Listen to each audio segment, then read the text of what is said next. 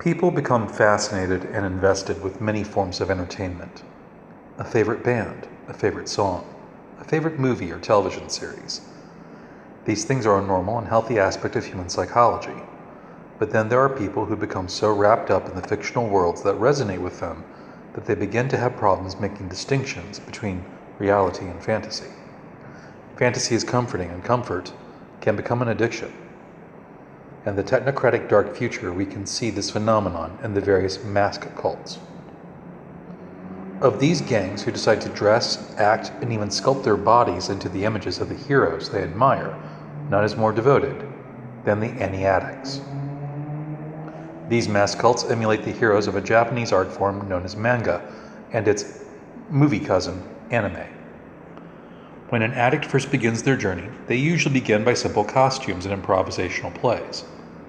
This progresses to cosmetic surgeries and cyberware to augment their appearance.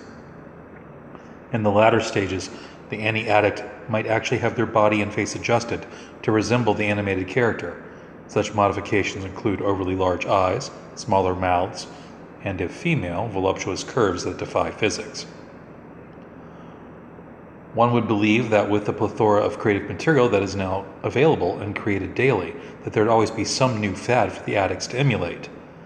But for Ani-Addicts, it is the classics that draw their ardor. In 2091, the most famous Ani-Addict to live began a crime spree. She had been born Emmanuel Brighton, but after extensive surgery and cybernetic enhancement, she became Sailor Liberty. For Emmanuel's passion was the manga known as Bishoujo Shinshi Sailor Moon, in English, Sailor Moon. Brighton, as Sailor Liberty, began hacking into computer systems of companies involved in corrupt real estate deals and dumping their data to the world's internet services. She then turned to appropriating their funding. To prevent her augmented attempts, the companies turned to analog solutions. But Sailor Liberty turned to, well, armored car robbery. Her team included childhood maids that took on the roles of other Sailor Scouts.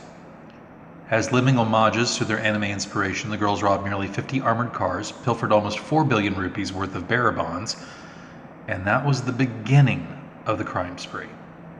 In this spree, they made it a point not to injure anyone that they could avoid doing so. But there were, of course, casualties. Armored cars are patrolled by private security, and those men have guns. Media services downplayed that these casualties were paid mercenaries and instead, at government request, played up the violence and madness of the robbers. But the public wasn't buying it. Sailor Liberty and her Freedom Femmes gave large portions of what they stole away to charities, those in need, and to feed people dispossessed by large real estate developers. A showdown with heavily armed police was the final outcome, and in a last stand worthy of Ned Kelly, the Freedom Femmes were slain, except for Brighton.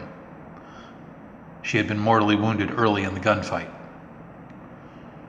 With the medical advantages of the modern era, Brighton was saved. Her trial began 1 month later and was originally supposed to be holo-televised, but when her natural charisma and charm and her augmented appearance captured the imaginations of the public, the powers that be thought it might be more prudent to do the rest of her trial in secret.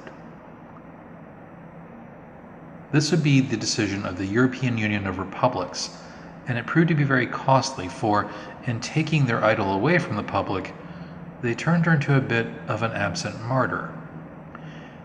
Today there are countless Ani-Addicts that emulate Sailor Liberty and the appearance of her Freedom Femmes, and chapters of Freedom Femmes now exist around the globe.